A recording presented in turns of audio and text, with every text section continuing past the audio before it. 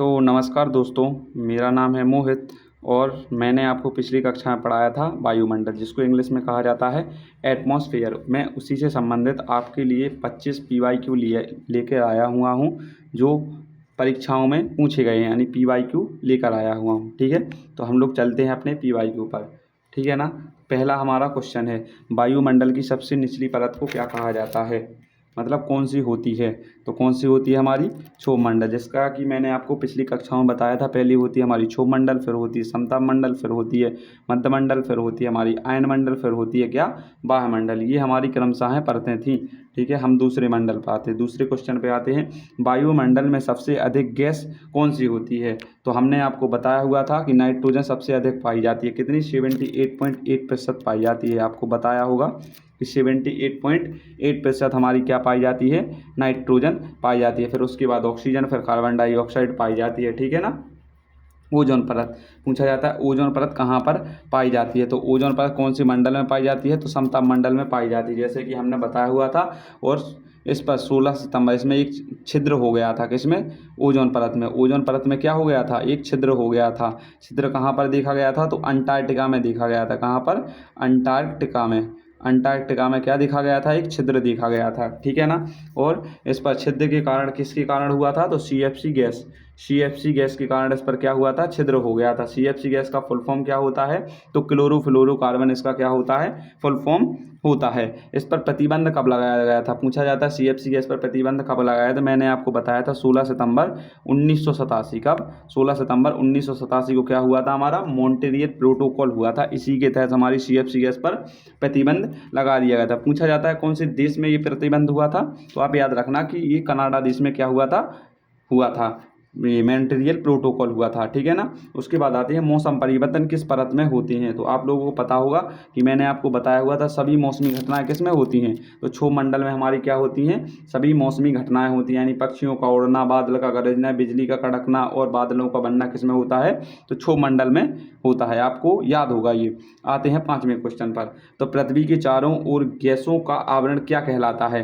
तो आपको पता होगा गैसों के आवरण को क्या कहा जाता है, वायुमंडल कहा जाता है। चारों ओर, जो पृथ्वी के चारों ओर गुरुत्वाकर्षण बल के कारण, किसके, गुरुत्वाकर्षण बल के कारण क्या बंधी हुई है, वायु बंधी हुई है, तो उसी को क्या कहा जाता है, वायुमंडल कहा जाता है। ओजोन परत का कार्य क्या होता है, आपको पता होगा कि ओजोन परत का कार्य क्या होता है, तो यूवी किरणों को रोकना। क्या करता है, यूवी रेज जो सूर्य से आती हैं, यूवी रेज किरणें आती हैं, तो वो क्या करता है, ओजोन परत रोक लेती है उनको। उसी से हमें क्या नहीं होता है, त्वचा कैंसर। जैसे हमें क्या होता था यूवी रेज से, तो त्वचा कैंसर होता था और मोतियाबिंद हो जाता था। क्या होता था, मोतियाबिंद क्या होता था, रोग हो जाता था। ठीक है ना।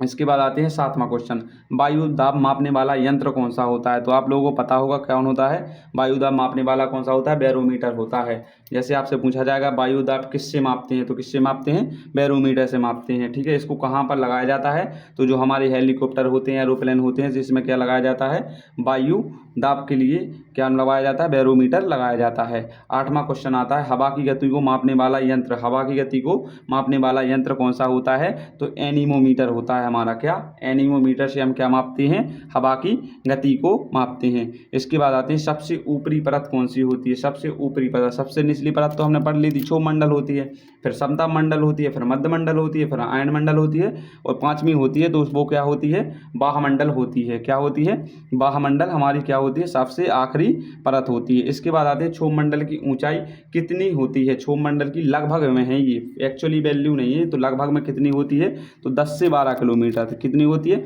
10 से 12 किलोमीटर हमारी क्षोभमंडल की क्या होती है, ऊंचाई होती है। फिर आता है 11वां क्वेश्चन, बादल कहाँ पर बनते हैं। तो मैंने आपको बताया हुआ था कि क्षोभमंडल में क्या बनते हैं, बादल बनते हैं। क्षोभमंडल में हमारी सभी मौसमी घटनाएं होती हैं, पक्षी का उड़ना भी होता है, हमारी बिजली का कड़कना भी किस में होता है, इसी में होता है। ठीक है ना, किसमें, क्षोभमंडल में होता है। ऑक्सीजन का प्रतिशत कितना है, तो मैंने आपको बताया हुआ था 20.8% बताया हुआ, तो लगभग में हम बताएंगे कितना, 21% हमारी क्या होती है, ऑक्सीजन होती है। 78% क्या होती है, हमारी नाइट्रोजन होती है। नीचे आ गया वही क्वेश्चन कि नाइट्रोजन का प्रतिशत कितना होता है, तो 78.8% हमारी कितनी होती है, नाइट्रोजन होती है। इसके आगे आगे देखते हैं, ग्रीन हाउस प्रभाव के लिए जिम्मेदार गैस कौन सी है। तो कौन सी गैस जिम्मेदार है ग्रीन हाउस प्रभाव के लिए, तो आपको पता होगा कि कार्बन डाइऑक्साइड क्या होती है, ग्रीन हाउस प्रभाव के लिए जिम्मेदार होती है। इसके आगे आते हैं 15वें क्वेश्चन पर। हवाई जहाज़ किस परत में उड़ते हैं? तो हवाई जहाज़ का पूछता जाता है कि हवाई जहाज़ किस परत में उड़ते हैं, तो किस में उड़ते हैं? तो समताप मंडल में हमारे क्या उड़ते हैं? हवाई जहाज़। लेकिन पूछा जाएगा आपसे हेलीकॉप्टर, हेलीकॉप्टर किस मंडल में उड़ते हैं? कौन से? हेलीकॉप्टर जो हम देखते हैं ना, नग्न आंखों से दिखाई देते हैं, तो हेलीकॉप्टर, हेलीकॉप्टर किस मंडल में उड़ते हैं? तो कौन से में उड़ते हैं? हमारे क्षोभ मंडल में हेलीकॉप्टर उड़ते हैं। ठीक है ना, आपको याद होगा ये। 16वां क्वेश्चन आता है, मौसम विज्ञान किसका अध्ययन है?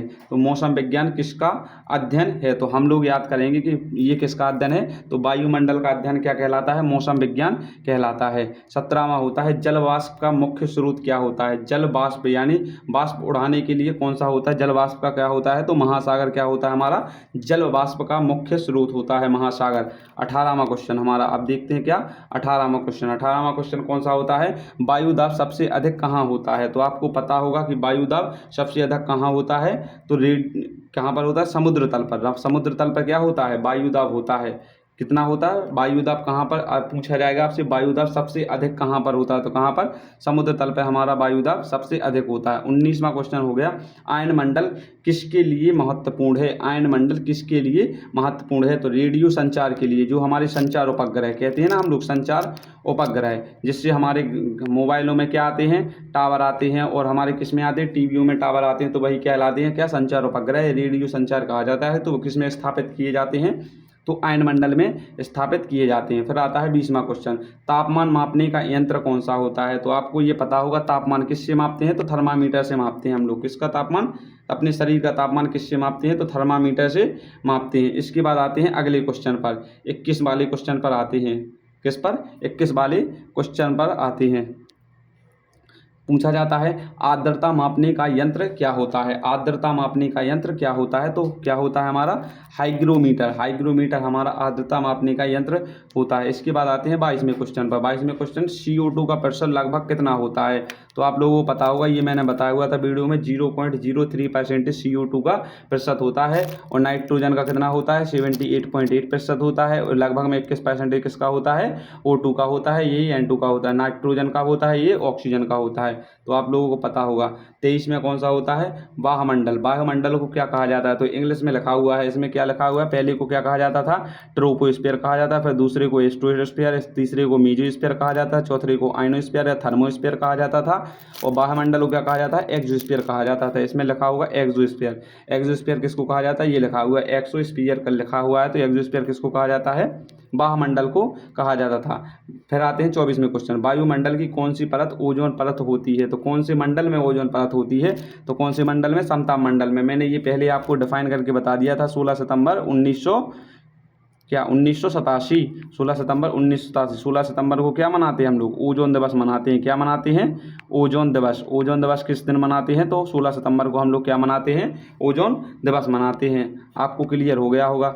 25वां हो गया, वायुमंडल का सबसे महत्वपूर्ण कार्य क्या है? तो क्या करता है? हमारे जीवन की रक्षा करता है। जीवन की रक्षा, जैसे हमें मोतियाबिंद से बचाता है, त्वचा कैंसर से बचाता है। कौन बचाता है हमें? वायुमंडल बचाता है, क्योंकि वायुमंडल में ही क्या पाई जाती है? ओजोन लेयर पाई जाती है। ओजोन लेयर पाई जाती है। इसी के तहत हमारे 25 क्वेश्चन समाप्त होते हैं। और आप कमेंट करके ज़रूर बताना आपको वीडियो कैसी लगी। ठीक है ना, इससे हम लोगों को मोटिवेशन मिलती है, और इससे अधिक क्वेश्चन को करवाने की टारगेट मिलता है इससे। तो आप लोग ज़रूर बताना कमेंट करके, और चैनल को सब्सक्राइब करना ना भूलें, और लाइक करना, कमेंट करना ना भूलें। कमेंट करके ज़रूर बताना कि आपको वीडियो कैसी लगी। धन्यवाद।